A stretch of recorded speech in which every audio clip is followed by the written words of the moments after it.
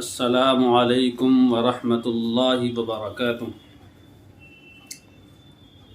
بہت سارے لوگ پوچھ رہے ہیں کہ مفتی صاحب ہماری بیٹی ہے، آپ کوئی ایسا وظیفہ بتا دیجئے جو ان کے لیے مناسب رشتہ مل جائے۔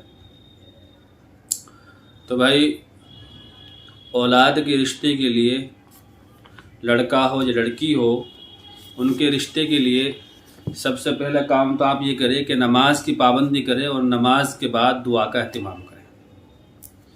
اور دعا کے اہتمام کے ساتھ ساتھ تو میں آپ کو چھوٹے چھوٹے 2 وظیفے بتاتا ہوں، آپ ان وظیفوں کا اہتمام کریں۔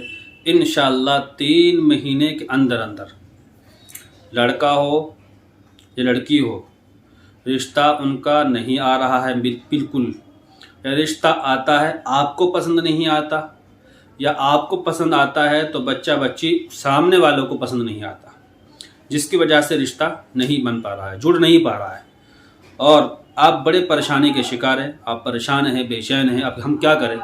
تو اس کے لیے میں آپ کو قرآن کریم سے 2 وظیفے بتاتا ہوں، آپ انشاءاللہ ان وظیفوں کا اہتمام کریے، اللہ کی ذات پر یقین رکھیے کہ 3 مہینے کے اندر انشاءاللہ وظیفے پر عمل کر کے بچے کا رشتہ پکا ہو جائے گا۔ پہلا وظیفہ سورہ نمل کی آیت نمبر 62 ہے، امن یجیب المضطر اذا دعاہ ویکشف السوء۔ یہ سورہ نمل جو کی آیت نمبر 62 ہے، آپ اس کو چلتے پھرتے اٹھتے بیٹھتے جتنا ہو سکے اس کا زیادہ سے زیادہ اہتمام کریں۔ ایک دوسرا وظیفہ یہ ہے کہ چاند جیسے نظر آئے، اور کل 1 تاریخ ہے، تو 1 تاریخ سے 11 دن تک یہ عمل ہوگا جو اب میں بتانے جا رہا ہوں۔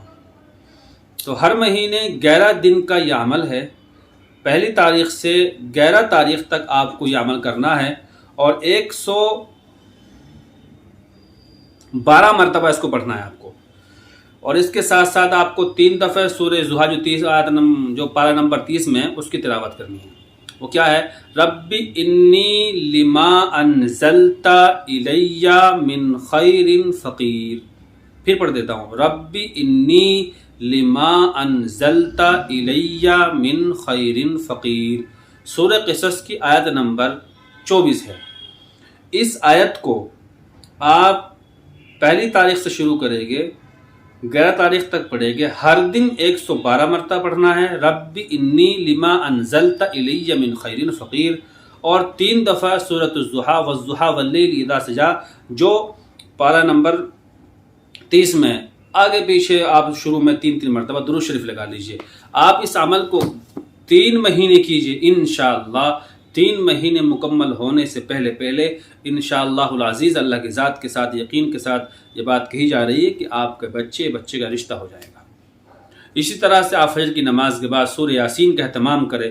اگر آپ کو پڑھنا نہیں آتا تو موبائل چلا کے رکھ دیجئے، خالی سن لیجئے، لیکن سنتے وقت آپ کسی کام میں مت رہیے، بس توجہ سے سنیے، گھر میں چلا دیجئے، اپنے بھائی کو، بہنوں کو، بیٹوں کو، سب کو بٹھا لیجئے، سورہ یاسین چلا دیجئے۔ سورہ یاسین اگر پڑھنے نہیں آتی تو سن لیجئے، انشاءاللہ جلدی سے جلدی رشتہ ہو جائے گا۔